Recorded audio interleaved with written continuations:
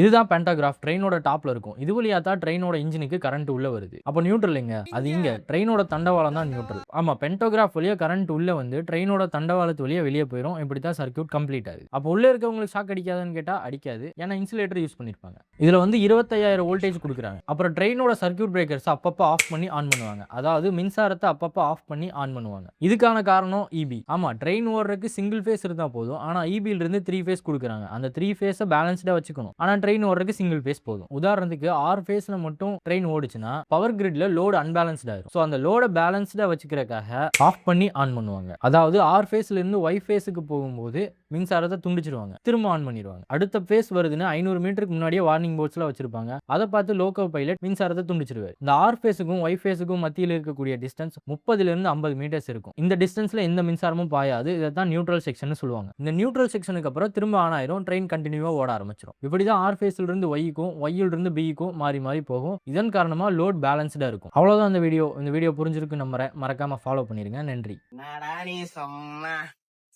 நாடா நீ நையன்ற